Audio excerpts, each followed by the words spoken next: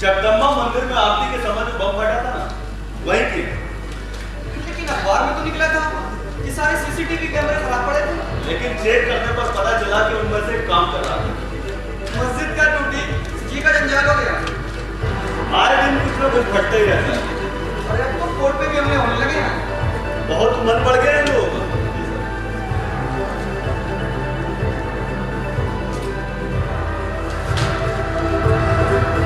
Sir, CO साहब ने record room को फिट रखा है। तो जरा रिकॉर्ड रूम देखिए। रिकॉर्ड रूम देखो तो दिमाग भंगा जाए। सब कमाल। अरे सालों से किसी ने झांका रखना होगा यहाँ। फाइल उठाओ तो धूल भरभरा कर गिरने लगती है। दीमक चाहते हैं। चूरा हो गए सबके सब। लेकिन ऑर्डर तो ऑर्डर है। नहीं तो क्या जरूरत थी मुर्दे में इतना गुलाल लगाने की। किसी कबाड़ी का हाथ दे देते तो विभाग को 2 पैसे का फायदा हो जाता। लेकिन यहाँ का तो भगवान ही मालिक है। हर महकमे का यही मूल मंत्र है, चमड़ी जाए और दमड़ी ना जाए।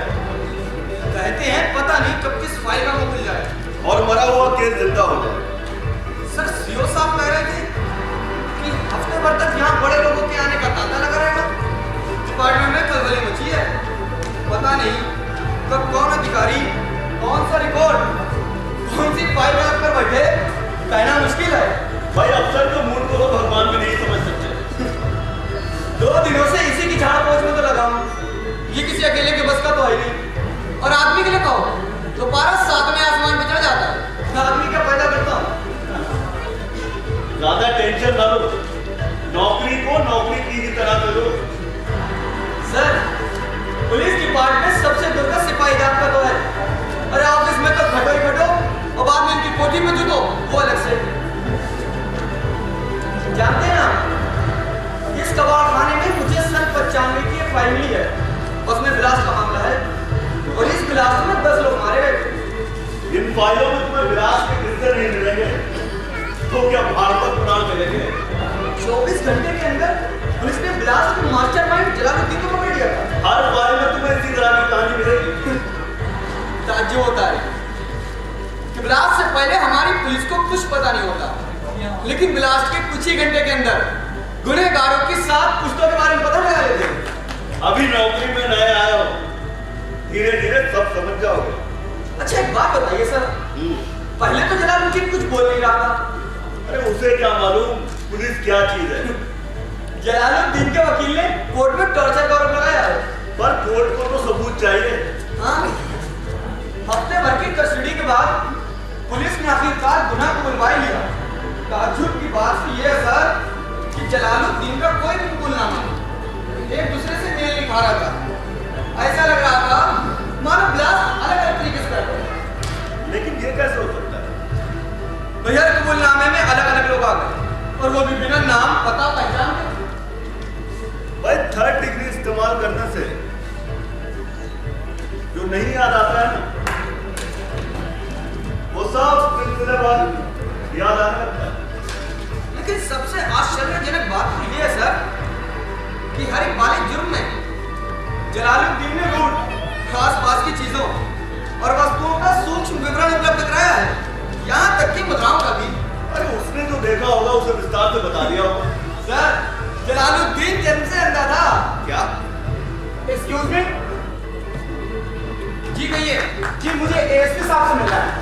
देखिए आजकल स्टेट भर के एसपी आए हुए हैं, नाम बताइए। जी एएसपी वर्मा। देखिए यहाँ दर्जनों शर्मा वर्मा है, पूरा नाम बताइए। एएसपी प्रशांत वर्मा। प्रशांत वर्मा,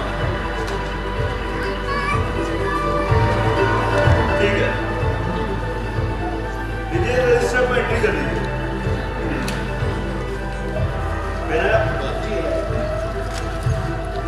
यहाँ पर अपना नाम, पता, मिलने का कारण और उस तरफ जिससे मिलना है उसके बारे में। जब से कोर्ट का फैसला आया है ना सर, शहर में जैसे स्याह कराया हो। कोर्ट ने जिसे फांसी की सजा सुनाई है ना, वो अपने ही शहर मंदरपुर का रहने वाला है।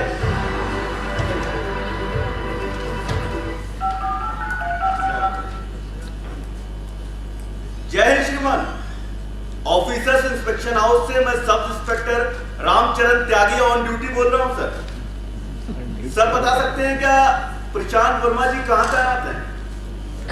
जी उनसे कोई मिलने आया है।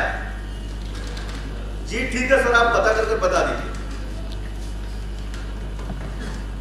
देखिए आपको थोड़ा इंतजार करना होगा। ठीक है, आप बैठ जाइए। शुक्रिया।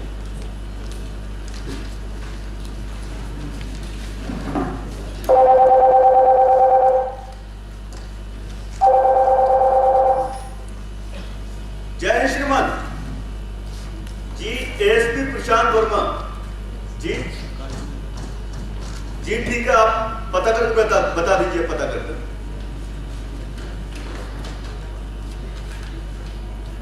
सिक्योरिटी वाले आईडी कार्ड मांग रहे हैं।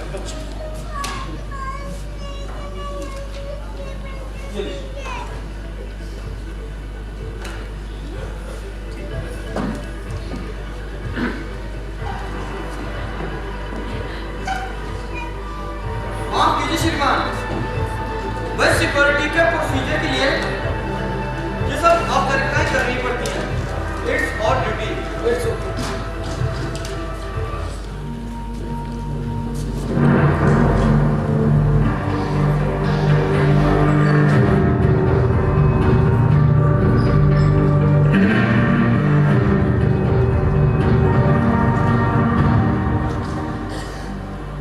ये तुम्हारा है? जी कार्ड पर लिखा है। फिर भी रेहान। पूरा नाम? मोहम्मद रेहान अंसारी। अच्छा, मुसलमान हो? आपका नाम? मोहम्मद फुरकान अंसारी। कहाँ के रहने वाले? जी जौनपुर का। लेकिन इसमें एड्रेस तो दिल्ली का है। दिल्ली में काम करता हूँ। क्या काम करते हो? जर्नलिस्ट हूँ। कौन सा अखबार में? अवामी तहरीक।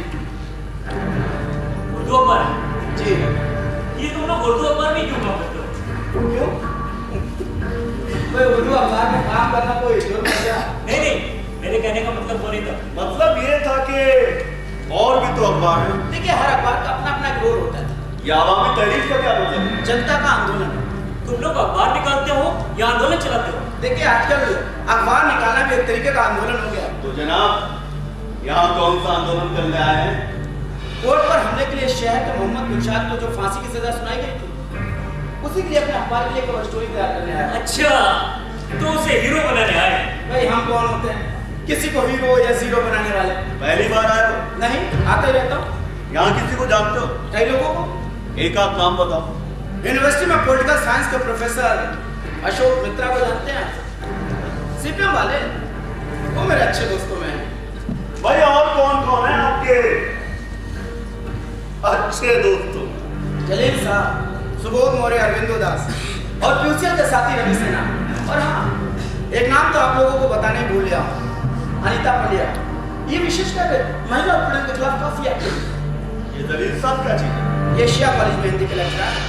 हिंदी पढ़ाते हैं? जनाब, मेरे कई हिंदू दोस्त उर्दू के बुंदा अफसाना निकाले हैं और आपको शायद पता नहीं। डीएसपी प्रशांत वर्मा खुद बहुत अच्छे शायर, उनकी कई गजलें उर्दू के जाने माने सालों में छप चुकी हैं। अरे मुझे नहीं मालूम। खैर, ये तो मालूम कीजिए वो है कहाँ। Wait a minute. ठीक है।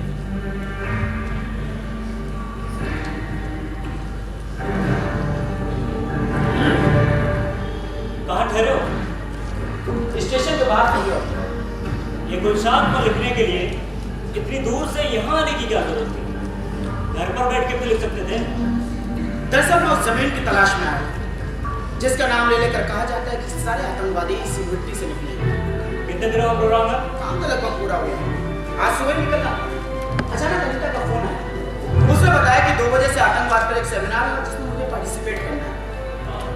लंच लेने के बाद मैं प्रेस क्लब की तरफ लौट ही रहा था कि अचानक पुलिस हेडक्वार्टर पर नजर पड़ी तो याद आया कि प्रशांत का ऑफिस तो यही है। सोचा मिलता चलूं। हाँ, कुछ पता चला? वायरलेस पर खबर भेज दी है। 2 बजे से सेमिनार है। लेकिन अभी तो 1 ही बजा है। शायद वो किसी काम में व्यस्त है और मैं तो आता ही रहता हूँ, फिर मिल लूंगा। जब इतना इंतजार किया तो थोड़ा और कर लो। अरे मेरी वजह से आपको परेशान मत करिए। लो, इसमें परेशानी की क्या? अच्छा, अब इजाजत दीजिए। 5 मिनट ठहरो, एटीएस वाले आ रहे हैं। एटीएस? Anti terrorism squad. मैं यहाँ किसी आतंकवादी विरोधी दस्ते से मिलने नहीं आया हूँ। तुम भले ही ना आए हो, लेकिन वो तुमसे मिलने आ रहे हैं। किस सिलसिले में? कुछ डाउट क्लियर करने हैं। हमें सस्पिशियस में मामूली क्वेरी। What nonsense? एटीएस वालों ने रुकने के लिए कहा है। अच्छी मजाक है। तुम किसी से मिलने आए समझते बैठाकर जांच शुरू कर देते हैं आप लोग। अच्छा की बात है, आप इस बात को मान नवाजी का। मैं तो टेररिस्ट नहीं हूँ, जो एटीएस वाले इंक्वायरी करेंगे। तो यार कहाँ फंस गया इनके चक्कर में? मेरा सेमिनार ना छूट जाए। मैं स्मोक है। पब्लिक प्लेस पर प्रतिबंध है, लेकिन जनाब आप यहाँ पी सकते हैं। पूछना जरूरी है। पता नहीं इस पर भी आप लोग को जांच या इंक्वायरी में शुरू करें।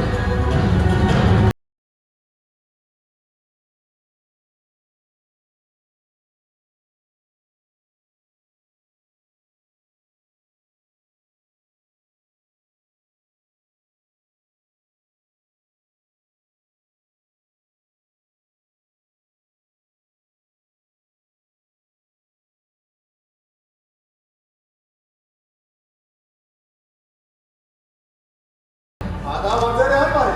आधा पहचाना? माफ कीजिएगा। जब मिले नहीं तो पहचानने का सवाल ही कहाँ होता है? क्यों? लेकिन जनाब, कभी कभी पहचानने के लिए मिलना ही जरूरी नहीं होता, जानना भी जरूरी होता है। और हम तुम्हारे बारे में इतना जान चुके हैं, इतना कोई मायने नहीं रखता। अच्छा, तो क्या जानते हैं आप मेरे बारे में? यही कि पिछले 4 दिनों में तुमने किस से मिले, कितनी देर तक मिले? इस खाकसार पर मेहरबानी की वजह से। मेहरबानी के लिए हमेशा कोई वजह नहीं होती है। कभी कभार हम लोग बिना किसी वजह के भी मेहरबानियां क्या करते हैं। खैर ये बताओ, हमारे आने से पहले हमारे त्यागी जी ने आपको रोक कर रखा, बुरा तो नहीं लगा? अब बुरा लगा भी हो तो क्या कर सकते हैं? तुम तो जानते ही हो रेहान, जिस माहौल में हम लोग काम करते हैं उससे हमारी लाइफ स्टाइल में थोड़ी तो टफनेस आ ही जाती।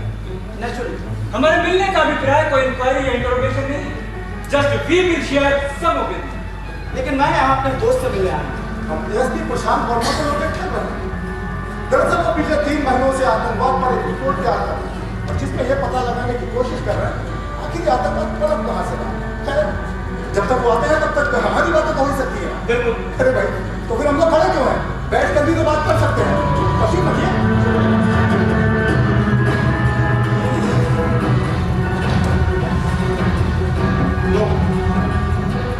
बातों बातों में अपना तारुफ कराना ही भूल गया। मैं बिना किसी तकल्लुफ के बता रहे हैं कि हम ATS से हैं। आप हैं SP असदुल्ला खान, आप हैं DSP प्रसाद पाटिल और मैं हूँ ACP राघवेंद्र प्रताप सिंह। शुक्रिया। चलो, कोई तो मिला जिसे हमसे मिलकर पूछूं।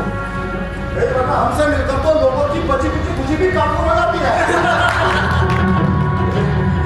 अरे क्या बात है त्यागी जी? जी sir.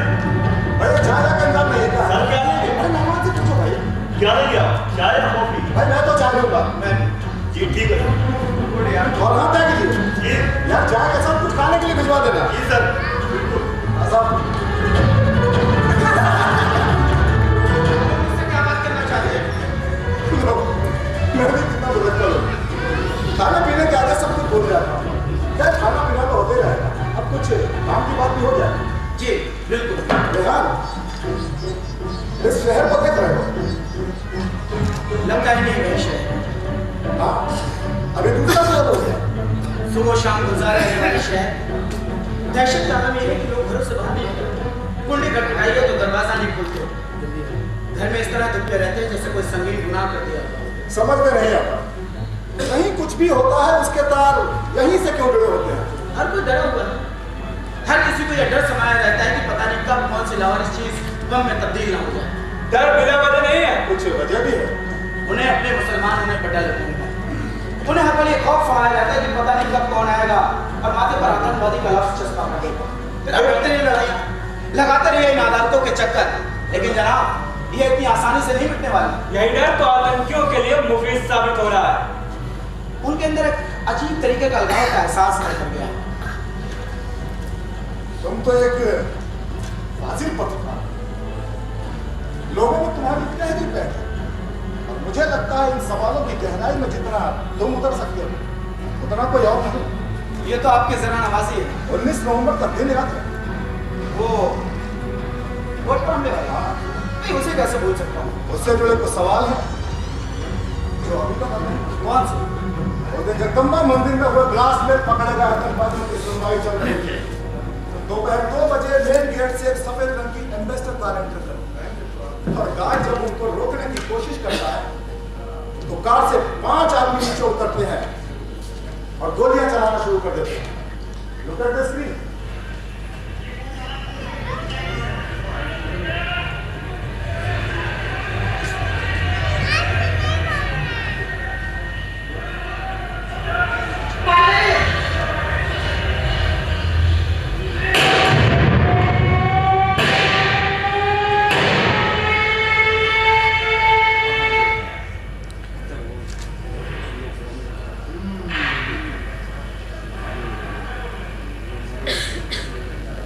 It was a pre-planned attack.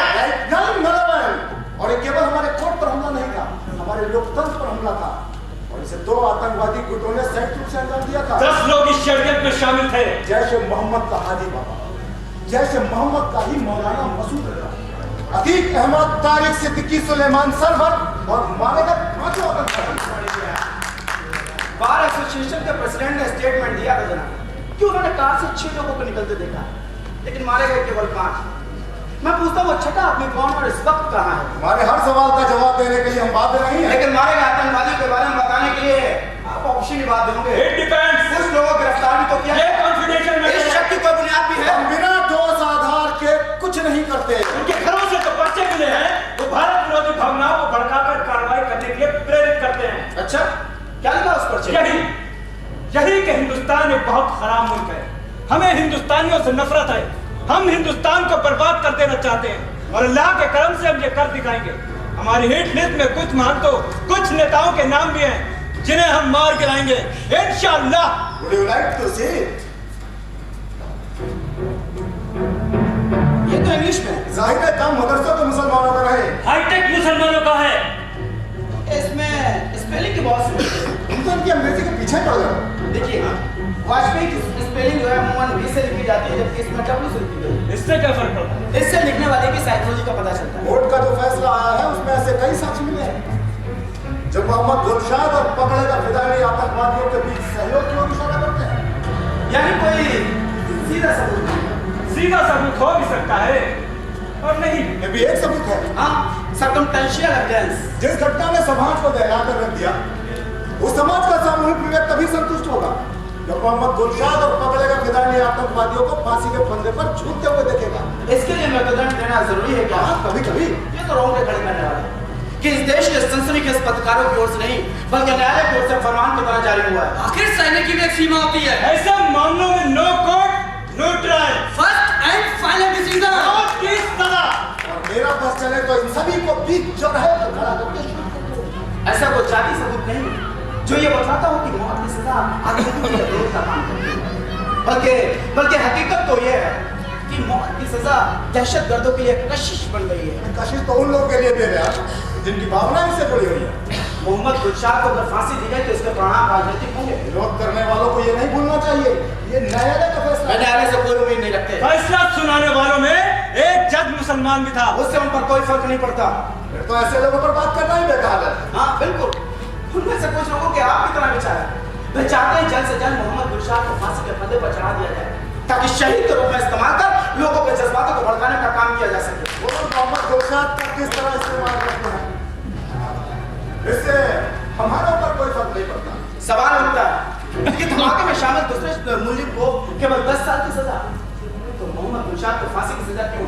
Court के फैसले के विरुद्ध एक भी शब्द सुनना पसंद नहीं करता। और जनाब कहने के लिए बसता ही क्या है? यही तो हमारा लोकतंत्र है जो उसके बाद भी हमें कुछ कहने की इजाजत देता है।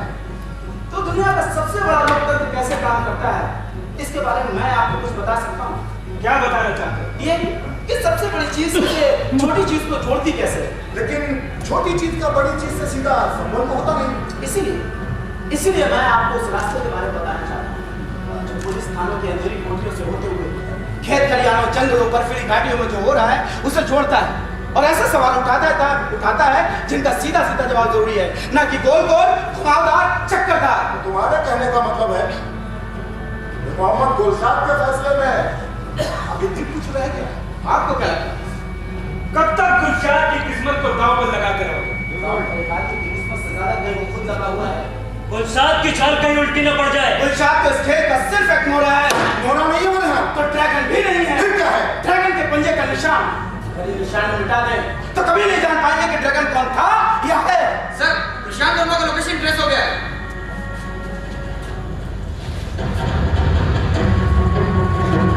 हेलो प्रशांत, कहाँ हो तुम? जेल में क्या कर रहे हो? अच्छा, आतंकवादी का इंटरव्यू ले रहे हो। ठीक, उसके बाद क्या प्रोग्राम है तुम्हारा? अच्छा, तुम एक काम करो, तुम अल्लाहगंज चले जाओ। आप आए जरूरी काम है और हाँ, किसी को अपने साथ लेकर के जाना। एरिया जरा सेंसिटिव है। ठीक है, वहां से काम खत्म करके मुझे इन्फॉर्म करो। ओके। लीजिए सर, चाय आ गई। चाय ले लो भैया।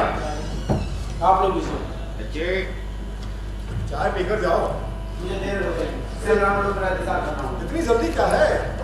सेमिनार में लोग मेरा इंतजार कर रहे हैं। इस बैग में क्या है? ये क्या कर रहे हैं आप?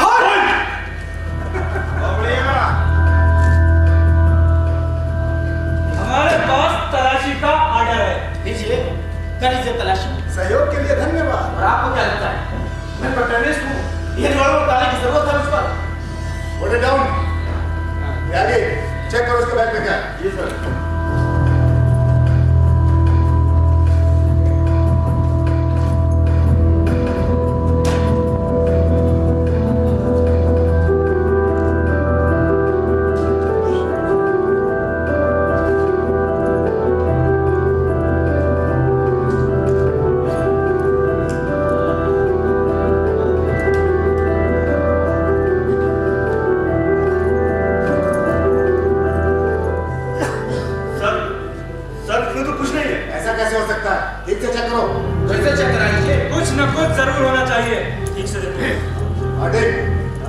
इसका लैपटॉप चेक करो।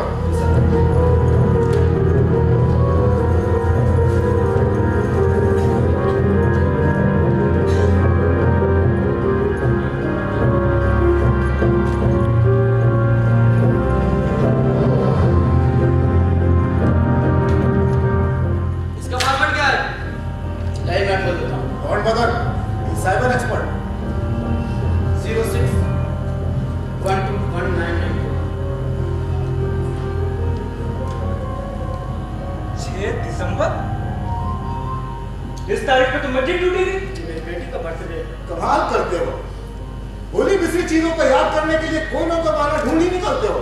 सर खुल गया। देखना क्या है? एक स्टाफ तो भरा पड़ा है सर। जो काम का लगे उसको अपने पीडी में ट्रांसफर ले लो। सर प्रिंट लेना है। अरे जरूरत होगी तो बाद में ले लेंगे। मेल चेक कर रहे हैं सर।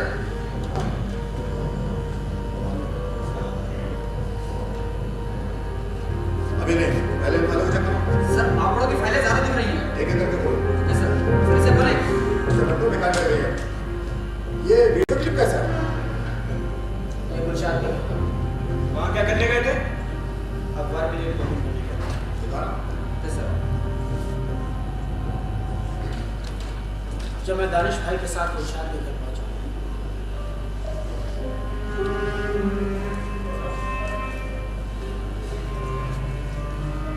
तो घर के बाहर बैठे एक बुजुर्ग से तारीफ कर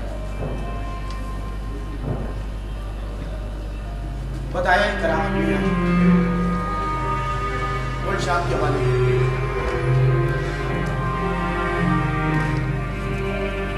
वो काफी बीमार थे, चल फिर नहीं सकते थे। दानिश भाई को घर के अंदर ले गए, चारपाई पे लिटाया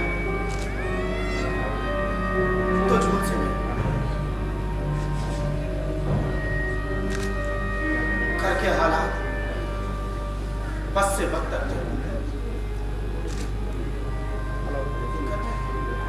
कुछ टूटा फूटा सामान पड़ा था।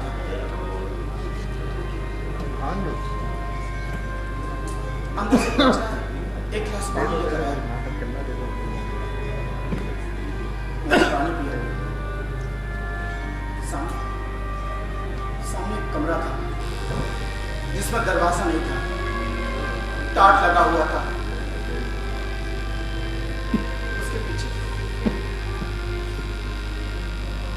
उसके पीछे एक औरत खड़ी थी, दूसरा कमीज, सलवार पहने, सर पर दुपट्टा लपेटे थे। मुझे देखते ही हाथ छोड़कर बोला, साहब हमको इंसाफ दिला दीजिए, इंसाफ दिला दीजिए। उसकी बेबसी देखकर मुझे अपने भूलपन का एहसास हो रहा है। मैं कुछ नहीं बोल पाया और चुपचाप बाहर चल गया। जब मैं बाहर आया तो घर के बाहर एक नीले रंग का निशान लगा। दानिश भाई ने बताया ये निशान सरकार की ओर से गरीबी रेखा के नीचे जीवन यापन करने वाले परिवारों के घरों पर लगाया गया है। ये कैसी फाइल है? कौन सी सर? वो करने वाली। ये तो कुछ खतरनाक सी लग रही है। क्या नाम है इसका? खुफिया एजेंसी। ये इंटरनेट से डाउनलोड की गई फाइल है। तुम्हारे पास कहाँ से आई? ऐसी कितनी फाइलें चाहिए आपको? ये मामूली फाइल नहीं है यहाँ। वेबसाइट बताओ, आप खोल कर ये सीक्रेट फाइल है। ये सीक्रेट कैसे पब्लिश डॉक्यूमेंट्स है? तुम्हें शायद पता नहीं कि देश की सुरक्षा के लिए कितना खतरनाक साबित हो सकता है। देश भर में आतंकी खतरों से निपटने के लिए इंपॉर्टेंट इंफॉर्मेशन है। ये लीक कैसे हो गई? ये तो इलीगल है। ये लीगल कैसे हो गई? इसे खुद आईबी वालों ने प्रकाशित किया। तुम्हारे पास इसकी पक्की जानकारी है? देखिए मैं वेबसाइट बता रहा हूँ, खोल कर खुद चेक कर लीजिए। और ये जो देश भर में धमाके हो रहे हैं, इसको अंजाम देने वाले इंडियन मुजाहिदीन के बारे में जो इंफॉर्मेशन है, ये तो पाकिस्तानी है। देखिए प्लीज, इसे खुद बताया आईबी वालों ने प्रकाशित किया है। परेशान ना हो यार, अब खुद चेक करा लेंगे। सर ये देखिए। मैं हर किस मानने को तैयार नहीं कि दस्तावेज इंटरनेट पे अवेलेबल है। ये क्या कर रहे हैं? जरूरी इंफॉर्मेशन ऐड कर रहा हूँ। आप तो मेरे डाटा से छेड़छाड़ कर रहे हैं। सरकारी काम में बाधा मत डालो। आपने तो फाइल का नाम ही बदल दिया। ये मेरा काम करने लोगे नहीं? केवल संदर्भ के लिए, प्रसार के लिए पूरी तरह निश्चित। अरे इससे तो फाइल के मायने बदल जाएंगे। शब्दों की जोड़ तो तुम सिर्फ जर्नलिस्ट ही जानते हो मैं क्या? वैसा जर्नलिस्ट नहीं हूँ। तुम कैसे जर्नलिस्ट हो रेहान? सब पता क्या है। पता है आपको? यही कि तुम्हारे पास पाकिस्तान के 5-6 वीजा फॉर्म। ये क्या मजाक लगा रखा है आप लोगों ने? अच्छा, अब मजाक भी नहीं कर सकते? मेरे पास एक भी वीजा फॉर्म नहीं है। तो जनाब, बनने में कितनी देर लगती है?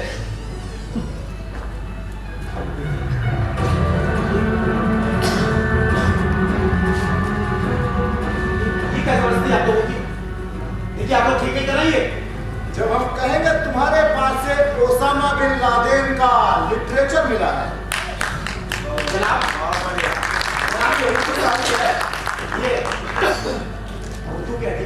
लिटरेचर। उर्दू में क्या आतंकवादी साहित्य नहीं होता है? नाम ये उर्दू के बहुत बड़े साहित्यकार हैं सर। हाँ साहब, जरा देखना इसे।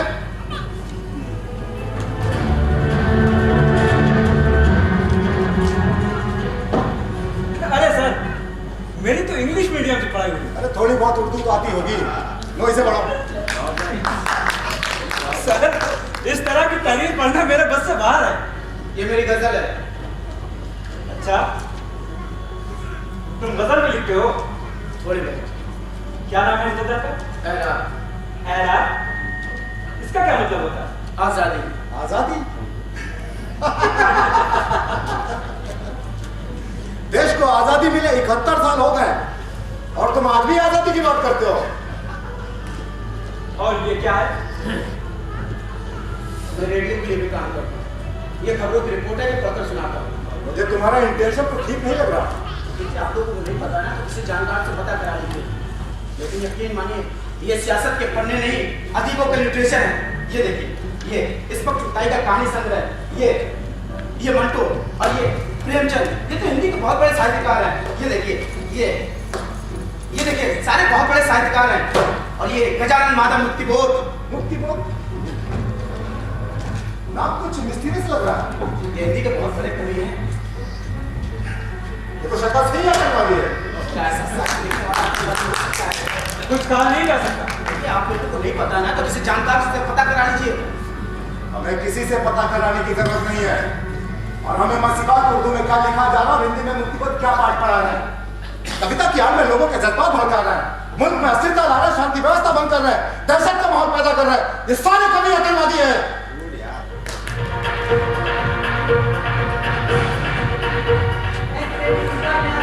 कैसी आवाज है? क्या देखो,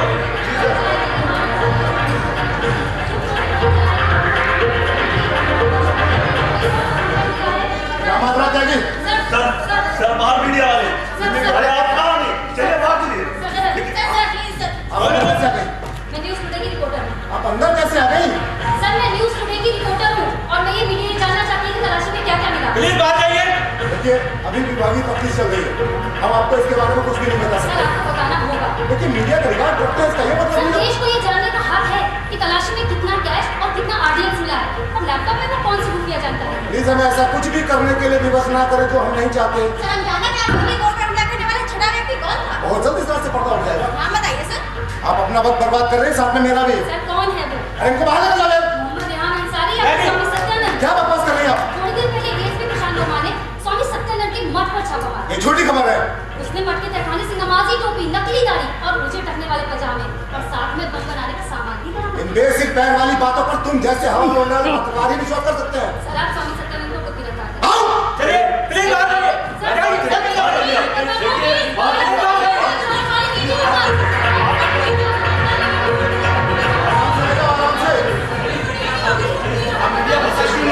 समय आने पर बता दिया जाएगा। कब आएगा वो समय जब झूठ को बोल बोल कर सच बना देंगे तब? तुम तो खुद एक पत्रकार हो। अच्छी तरह से जानते हो कि खबरें कैसे बनाई जाती हैं। खबरें नहीं बना रहे, अंधेरे में तीर चला रहे हैं। अंधेरे में निशाना कभी कभी सही भी लग जाता है। इतना सही कि दिन के उजाले में नहीं लगता। बाटे जगदम्बा मंदिर वाली वीडियो दिखाओ। ये वाले से दिखाओ। देखो, जगदम्बा मंदिर में संध्या में आरती हो रही है, लेकिन मैं तुम्हारा जैन आरती की अपेक्षा भीड़ करने चलता हूँ। इस चेहरे को गौर से देखो। ये तो विजुअल का मंदिर वाले से दिखाओ। तो साफ है। धुंधा दोनों चेहरों में कुछ समानताएं दिख रही हैं। कह नहीं सकता। ये दोनों चेहरे एक ही आदमी के हैं। मैं भी फुटेज के आधार पर इस आदमी का स्केच अपने आर्टिस्ट ने तैयार करवाया। अपने इन्फॉर्मर को दिखाया तो पहचानने में देर नहीं लगी। तब तो ये चेहरा साफ हो गया होगा। जरा मुझे भी दिखाइए। आगे ये तो आपका फोकस है। फोकस करना। क्लियर कहाँ है? थोड़ा क्लियर करो। थोड़ा और। थोड़ा और क्लियर। अरे ये क्या मजाक है? ये सच है। अरे ये तो मेरा चेहरा है। ये जानकर तुम्हें और भी आश्चर्य होगा, इस शख्स का नाम भी मोहम्मद रेहान अंसारी है। जल्दी साहब। ये लो, अब बात करो। और हाँ, ये मत बताना कि तुम कहाँ हो। Sit down. ये चैनल वाले तुम्हारे बारे में क्या दिखा रहे हैं? देखिए हेलो हेलो के बारे में बात करनी है। आज सुबह कुछ लोग मेरे घर आए थे। कोई खास बात नहीं? कुछ जरूरी बातें बताना चाहते थे। जी। कोर्ट पर जो हमला हुआ था उसको अंजाम देने में IAS के सरकारी एजेंसियों ने भी मदद की थी। ये कैसे मुमकिन है? जब गंगा मंदिर में जब धमाका हुआ उसी दिन दोपहर के वक्त मंजरपुर गांव में STF के कुछ लोग घूम रहे थे। खुफिया एजेंसियां इस गांव को इंडियन मुजाहिदीन के आतंकियों के गांव के रूप में देखती है। सवाल उठता है कि अगर मंदिर में हुए धमाके की जानकारी नहीं थी तो ये पहले ही मंजरपुर में पहुंच गए।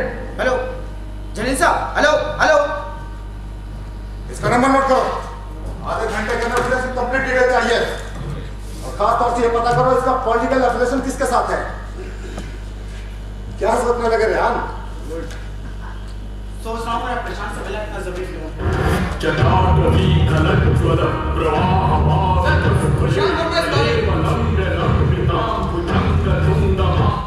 हेलो प्रशांत, मैंने तुम्हें अल्लाहगंज जाने के लिए बोला था। स्वामी सत्यानंद के मठ पर क्या करने चलेगा? अरे किसने ऑर्डर दिया तुम्हें? ठीक है तुम जल्दी कंट्रोल में वापस आओ। वैसे तुम्हारे कोई मित्र है मोहम्मद रेहान जो यहाँ पर तुम्हारा इंतजार कर रहा है। ठीक है जल्दी आकर मुझे इन्फॉर्म करो। ओके प्रशांत आ रहा है। मुझे किसी से प्रशांत से नहीं। अब तुम कहीं नहीं जा सकते। तलाशी लो इसकी। ये क्या जबरदस्ती कर रहे हैं आपको? ये कर रहे हैं आपको? ये जबरदस्ती कर रहे हैं आपको? खड़े मत करो, ठीक नहीं कर। खड़ो मत, जबरदस्ती कर रहा मुझसे। हम तो बस रिक्वेस्ट कर रहे हैं। मैं आपकी शिकायत एडमिट पे करूंगा। साले मेरा कौन सी शिकायत नहीं करोगे? जिनके कहने से हमारे घरों में देखकर खुद फेंकते हो, खुद को फेंकते हो मुजाहिदीन। जो थाली में खाते हो तुम्हारे लिए क्या बड़ा है? मजानी मुल्क मजहब का कोई मुल्क नहीं होता। लेकिन आतंकियों का होता है। किसी एक को चुनना होगा तो किसे चुनोगे? बोलो। मुझे आपसे देशभक्ति का साड़ी पढ़नी चाहिए। गिरफ्तार। ISI के कुत्ते। Arrest him.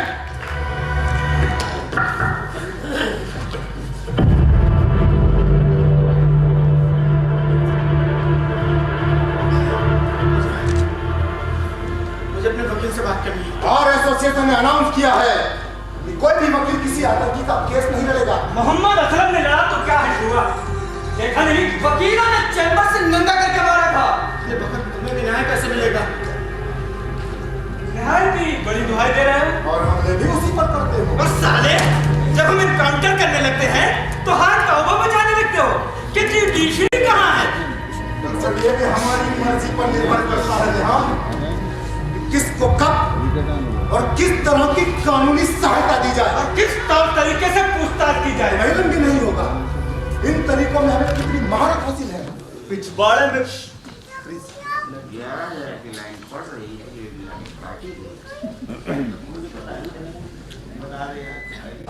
इन तरीकों में हमें कितनी महारत हासिल है। पिछवाड़े में पिसी मिर्च डालना यहाँ का पसंदीदा तरीका है। आदमी बाप बाप चिल्लाने लगता है। और जब पानी मांगता है तो उसे पेशाब पिलाते हैं। धूप से बिलबिलाने पर गाय का कबाब और सुअर का मांस खिलाते हैं। शुक्र करो रेहान कि तुम्हें इन यातनाओं के दौर से गुजरना नहीं पड़ा। जी मुझे फोन करना है। किससे बात करनी है? पेशे के साथी रवि सेना से। हमारा खून टेकता जा रहा है। अरे मेरी सांसों को क्यों नहीं टैप कर लेते आप लोग? ह्यूमन राइट्स वालों से दूर रहो तो बेहतर है तुम्हारे लिए। सर मुझे इस मामले में अमेरिका का सिस्टम बहुत अच्छा लगता है। इतने सख्त कदम उठाए तो दूसरी घटना ही नहीं घटी। 11 सितंबर के बाद अमेरिका ने टेररिज्म को जितना सीरियसली लिया तो काबिल तारीफ था। हमें भी आतंकवाद से निपटने के लिए अमेरिकी मॉडल ही अपनाना चाहिए। रेहान चाहो तो अपने घर वालों से बात कर सकते हो। कहाँ मेरे घर वाले? हमारी हिफाजत में खैरियत से। अरे आप लोग चाहते क्या हैं? उस चेहरे को देखना चाहते हैं जो गुलशाद की आड़ में आतंक का खेल खेल रहा है। देखो मुझे कुछ नहीं मालूम। रेहान, हम तुम्हारे परिवार का इतना ख्याल रखते हैं और तुम हमारा बिल्कुल भी नहीं रखोगे। प्लीज मुझे वाकई कुछ नहीं मालूम और मेरे परिवार को कुछ नहीं होना चाहिए। अब तुम गुलशाद के वकील से मिलने अकबरनगर गए। वहाँ मैं अपने दोस्त से मिलने गया था। आज तुम गुलशाद से मिलने जेल गए। आप आके भी कुछ कटिंग चाहिए था। बाकी के मैंने परमिट नहीं किया। रेहान, अगर तुम हमें कॉपरेट नहीं करोगे तो हम तुम्हें और तुम्हारे परिवार के साथ कैसे कॉपरेट करेंगे? बोलो।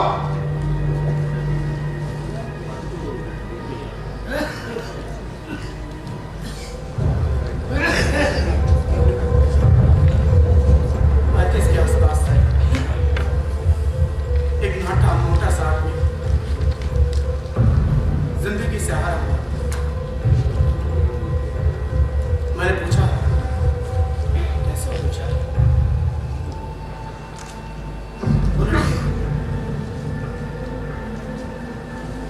क्या मौत की दहलीज पर खड़े आदमी से मुझे ये सवाल पूछना चाहिए था? इसके स्टेटमेंट रिकॉर्ड करो।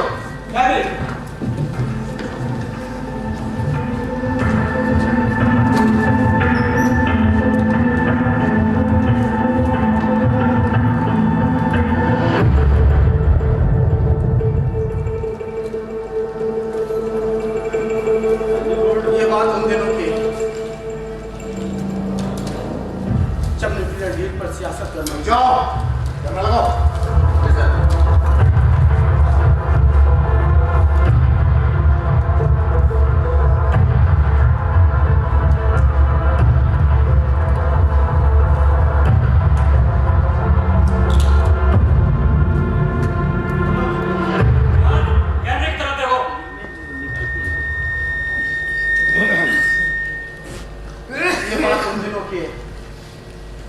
जब न्यूक्लियर डेट पर सियासत गरमाई थी, इस्माइल और नदीम नाम के दो चेहरे मंसलपुर की गलियों में अक्सर इधर घुमा करते थे। चाय की दुकान पर बैठ कर जायस में बैठा करते थे। इसी बीच कुछ लड़के उनकी सोबत में आ गए।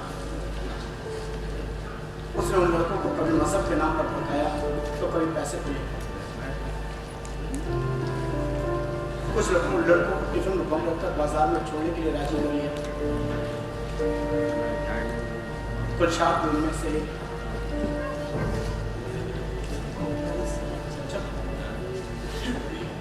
जब वो लड़के बाजार पहुंचे तो पुलिस पैसे से उनके स्वागत में और वो पकड़े गए। गुलशाह को जेल में पता चला कि दोनों पुलिस के मुखबिर थे जो मौके से फरार हो गए। कोई भी सबूत ना जुटा पाने के कारण 6 महीने बाद गुलशाह को छोड़ दिया गया। लेकिन कोई भी ऐसा दिन नहीं बीतता जो पुलिस वाले उसे तंग नहीं करते। कहीं पर भी कोई धमाका होता तो उसे उठा ले जाते, मारते पीटते और तभी छोड़ते जब अच्छी खासी रिश्वत ऐड देते। आपकी बात करो, काम की। गुलशाह बता रहा था, एटीएस चीफ राठौर को उसके पास फोन आते थे। एक दिन राठौर साहब का उसके पास फोन आया। बोला, एक आदमी को तुम्हें राजधानी ले जाना है। उस आदमी ने अपना नाम याकूब बताया। क्या नाम बताया? याकूब।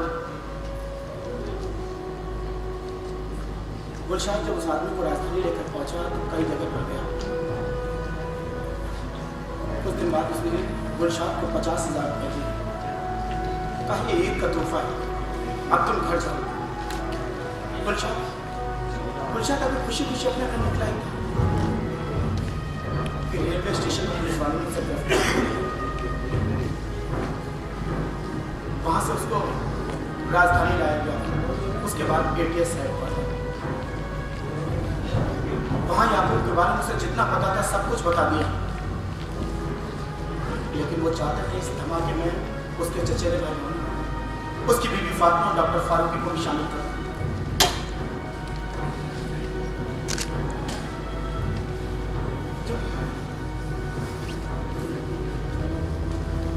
जब उससे मांगे तो पुलिस वालों ने कहा, तुम्हारे परिवार को जान से मार देंगे। हार भूलने के सिवाय और कोई रास्ता ना था उसके पास।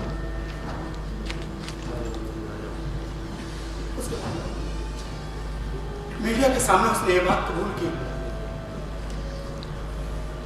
एटीएस वाले उसकी बीवी और बच्चों से बात करें। कहा, तुम सरकारी गवाह बन जाओ, हम तुम्हारे केस को कमजोर कर देंगे और तुम छूट जाओगे। उसके बाद उसने कम से कम लोगों ने 200 से 300 पूरे कागजों पर दस्तखत भी कराया।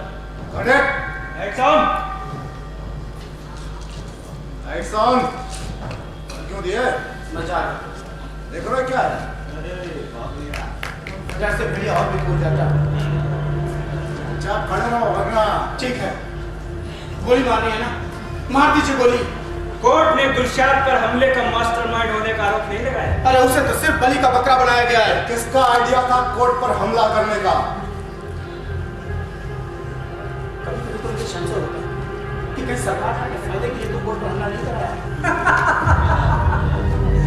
दिल को बहलाने का गालिब ख्याल अच्छा है। नाजियों ने भी जनता की नजरों में कम्युनिस्टों को गिराने के लिए खुद के पार्लियामेंट पर आग लगा दी थी। लगता है आज तुम्हें कोई खेलने वाला नहीं मिला। उड़ती उड़ती खबर तो यही आई कि अमेरिका ने खुद वर्ल्ड ट्रेड सेंटर पर हमला कराया ताकि मुसलमानों को आइसोलेशन में लाकर तेल का खुद भंडार पर कब्जा किया जा सके। जैसे ओसामा मारा गया, इरशाद भी मारा जाएगा। यही तो मैं कह रहा हूँ, अगर गुलशाद को फांसी हो गई तो कभी नहीं जान पाएंगे कि सच्चाई क्या है। किसका आइडिया था कोर्ट पर हमला करने का? मैं पूछता हूँ, जैश मोहम्मद का था। मैं क्या पूछ रहा हूँ, तुम क्या जवाब ये दे रहे हो? लश्कर तैयबा का था। कौन है वो? ये इसका जवाब के इलाज कराने में पहले दफन है। कौन है वो? आखिर करता हूँ।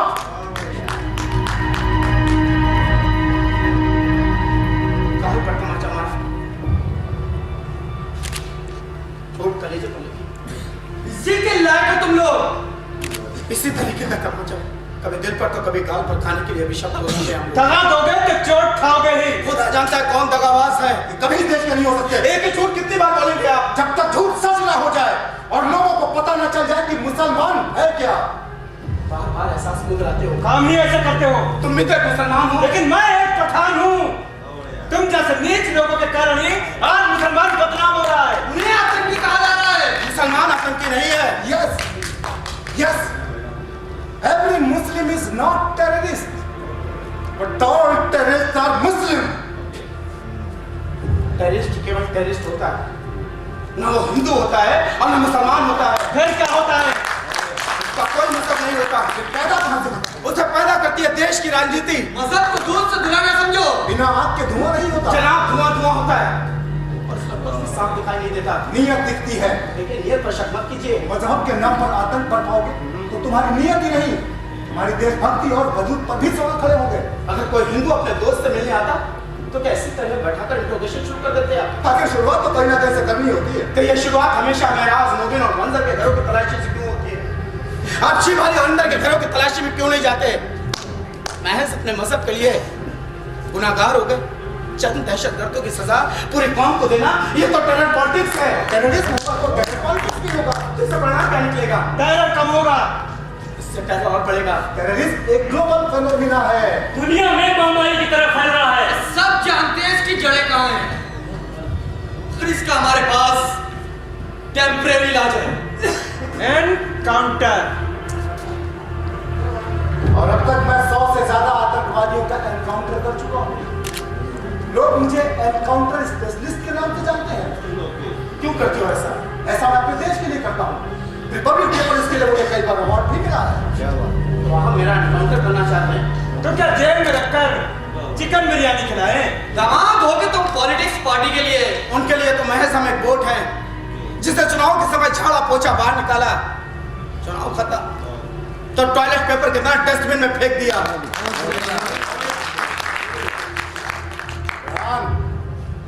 मैं चाहता हूँ मरने से पहले उन लोगों को याद कर लो जिनकी जिंदगियां तुमने बर्बाद कर दी। देखो आप लोग कितने कर रहे हैं। लाश में जिनकी टांगें कट गई। सड़कों पर अंतड़ियां फैल रही हैं। देखिए आप लोग गलत कर रहे हैं। मैं कह रहा प्लीज रुक जाइए। देखिए अपने खुदा को याद करो। देखिए प्लीज रुक जाइए। अल्लाह का नाम ले लो। मैं कह रहा बहुत बड़ी गलती शायद अल्लाह के भी माफ करते हैं। कर रहे हैं। आप लोग बहुत बड़ी गलती कर रहे हैं। प्लीज रुक जाइए, प्लीज। प्लीज रुक जाइए। रुक जाइए, रुक जाइए, रुक जाइए, प्लीज। बोलो, बोलते कौन है? बोलो।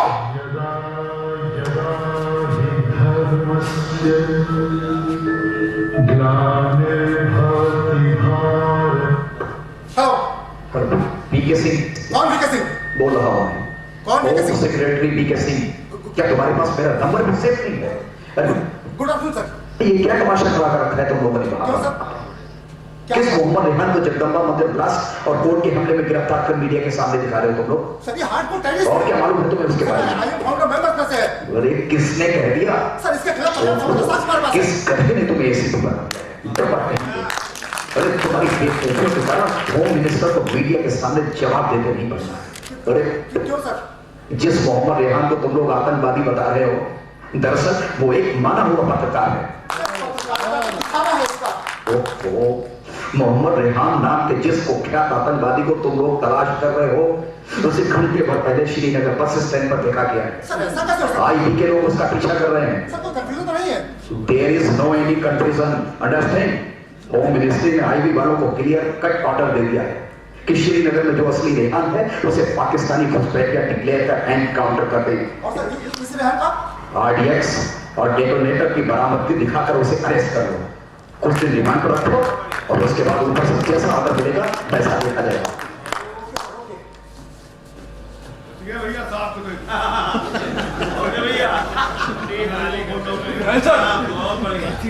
माफ करना यार, आने में थोड़ी सी देर हुई। दरअसल आते वक्त फोन आ गया कि मेरा अबाउट भी साथ लेके आना है, इसलिए वापस क्वार्टर जाना पड़ा। और वहां जाके देखा तो ताला बंद, चाबी मेरी वाइफ के पास, वाइफ यहीं पास के एक स्कूल में पढ़ा। मैं किसी तरह चाबी मंगवाई और सीधा आया चला रहा हूँ। ये तुम्हारे हाथ में क्या है?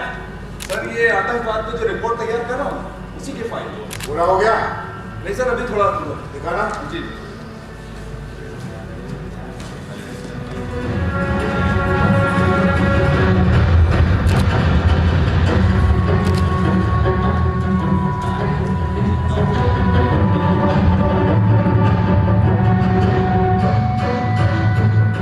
क्या बकवास रिपोर्ट क्या कर रही है? चलो